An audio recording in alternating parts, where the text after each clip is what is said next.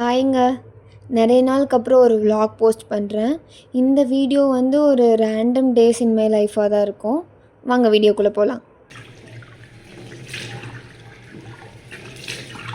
சண்டேலேருந்து video எடுக்க start பண்ணிட்டேன். என்னை பொறுத்த வரைக்கும் அது வீக் டேஸாக இருந்தாலும் சரி, இல்லை வீக்கெண்டாக இருந்தாலும் சரி, 6:15க்குள்ளே நான் எழுதுருவேன் எப்போயுமே. காலையிலே எங்கள் ரூமுக்கு ஒரு கெஸ்ட் வந்துட்டாங்க. இப்போல்லாம் இந்த பிஜிஎன் டெய்லியும் ரூமுக்கு வந்து சரியான தொல்லை பண்ணுதுங்க. எங்களுக்கு சண்டே பிரேக்ஃபாஸ்ட் வந்து ப்ரெட்டு, அதனால சண்டே மார்னிங் சாப்பிட போகவே அவ்வளோ கஷ்டமாக இருக்கும். கைஸ், இப்போது நான் வந்து இந்த இடத்த க்ளீன் பண்ணோம். இந்த மேடம் வந்து எனக்கு இடம் விட மாட்டேங்கிறாங்க. குப்பையான இடத்துல உட்காந்துருக்காங்க. நான் இதை எப்படி க்ளீன் பண்ணுறது? மேடம் கொஞ்சம் பதில் சொல்லுங்கள். அப்புறம் டேபிள்லாம் க்ளீன் பண்ண ஆரம்பிச்சிட்டேன்.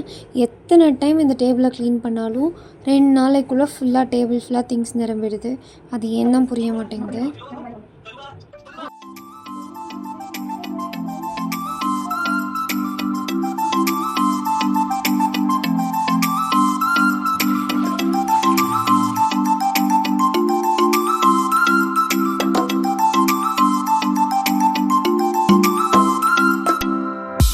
இந்த வீடியோவில் வர 3 டேஸுமே எனக்கு ரொம்ப ஹெக்டிக்காக தான் இருந்துச்சு. நெக்ஸ்ட் டே நாங்கள் ஒரு ஹேக்கத்தானில் பார்ட்டிசிபேட் பண்ணுறோம். அதோட வேலை இருந்துச்சு. அதுக்கு அடுத்த நாள் எங்களோட மினி ப்ராஜெக்ட் ரிவ்யூ. 3rd இயர்ஸில் இருக்க எல்லாருமே இது நீங்கள் கண்டிப்பாக ஃபேஸ் பண்ணுவீங்கன்னு தெரியும். அப்புறம் அந்த வேலையெல்லாம் கொஞ்சம் பார்த்துட்டு ரெஸ்ட் எடுத்துகிட்டு ஈவினிங்காக குளிச்சுட்டு அப்புறம் டீ குடிக்க போயாச்சு. இந்த வீக்கெண்ட்னாலே இது தாங்க பிரச்சனை. ரொட்டீனே அப்படியே மாறிடும். காலையில் குளிக்கிறதுலாம் ஈவினிங் மாறிடும். பிளான் பண்ணி வச்ச ஒரு வேலையும் ஒழுங்காக நடக்காது. அப்படியே நாள் ஃபுல்லாக வேஸ்ட்டாக போயிடும். சொல்லுங்கள், ஏன் ஷால் போட்டு வந்திருக்கீங்க? அப்புறம் டீமில் இம்பார்ட்டண்ட்டாக ஒரு மீட்டிங் இருந்துச்சு. இந்த மீட்டிங் இதை பற்றின நான் டீட்டெயில்டாக இன்னொரு வீடியோவில் சொல்கிறேன். அப்புறம் மீட்டிங் முடிச்சுட்டு எல்லாம் டீ குடிக்க பேக்கரி போயிட்டோம். அண்ட் எஸ், அன்னைக்கு தான் வந்து நம்ம 1K சப்ஸ்கிரைபர்ஸ் ரீச் பண்ணோம். சுற்றிட்டே இருக்கு. அப்புறம் நான் ஹேக்கத்தானுன்னு சொன்னல, அதோட மீட்டிங் கொஞ்ச நேரம் போச்சு.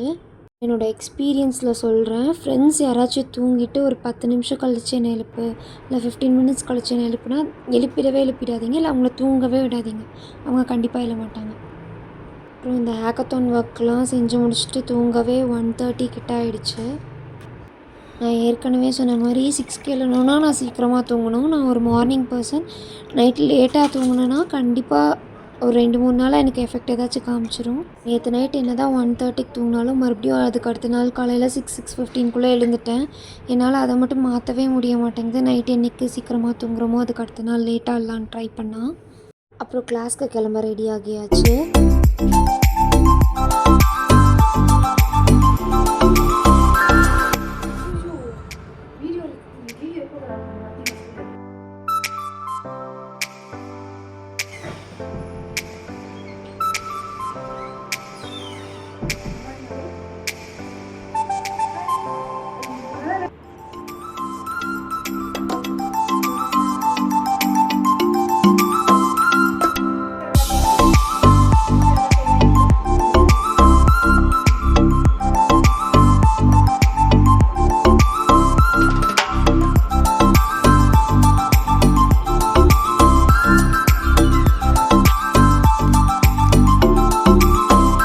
எப்படி சண்டே பிரேக்ஃபாஸ்ட்டு எல்லோரும் இருக்காங்களோ அதில் பாதி பேர் மண்டே பிரேக்ஃபாஸ்ட்டாக இருப்பாங்க. ஏன்னா அன்றைக்கி பொங்கல்.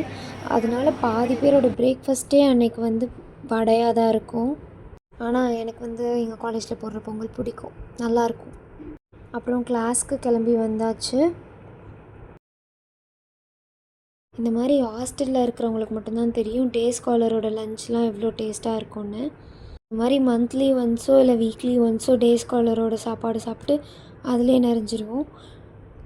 நமக்கு பிடிச்ச சாப்பாடெலாம் எடுத்துகிட்டு வந்துட்டாங்கன்னா அவ்வளோதான், கையிலே பிடிக்க முடியாது. புது ஃபோன் வாங்கியிருந்தேன்னு சொன்னேன்ல, அதுக்கு ஆர்டர் போட்ட கேஸ் 2 டைம் சொதப்பிருச்சு. ஃபஸ்ட் டைம் ஆர்டர் போடும்போது சைஸ் தப்பாக இருந்துச்சு. செகண்ட் டைம் ஆர்டர் போடும்போது கேஸே மாற்றி வந்துச்சு. அப்புறம் நேற்று தான் வந்து ப்ராப்பரான கேஸ் வந்துச்சு. இந்த கேஸ் நல்லா இருக்கா இல்லையான்னு கமெண்ட்டில் சொல்லுங்கள். ஹேக்கத்தானோட வேலை முடிஞ்சிச்சு. நெக்ஸ்ட் டே மினி ப்ராஜெக்ட் வேலை. அது இன்னும் பெரிய தலைவலியாக இருந்துச்சு. அந்த வேலையை செய்ய போய் கேன்டீனில் நிம்மதியாக உட்காந்துட்டு ஒரு காஃபி குடிச்சிட்டு அதுக்கப்புறம் அந்த வேலையை பார்க்க ஆரம்பிச்சிட்டோம்.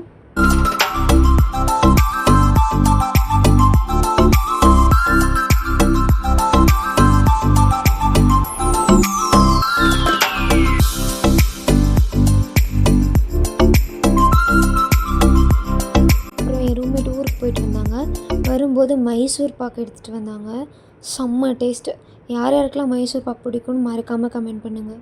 அப்புறம் இப்போ புதுசாக நான் ஒரு ஹேபிட் க்ரியேட் பண்ணியிருக்கேன். என்னென்னா எப்பப்பெல்லாம் ஹேர் வாஷ் பண்ணுறனோ அன்றைக்கி கண்டிப்பாக விளக்கேற்றிடுவேன். அதை தான் இப்பயும் பண்ணேன். இந்த புது ட்ரெஸ் போடும்போது மட்டும் ஹாப்பினஸ் எங்கேருந்து தான் வரும்னு தெரியாது. நான் ஏற்கனவே இந்த ட்ரெஸ் போட்டிருக்கேன். இருந்தாலும் இதுதான் செகண்ட் டைம் போடுறேன். அப்போயுமே என்னோடய எக்ஸைட்மெண்ட்டை என்னால் கண்ட்ரோலே பண்ண முடியல. எனக்கு நாளே ஹெக்டிக்காக போச்சு.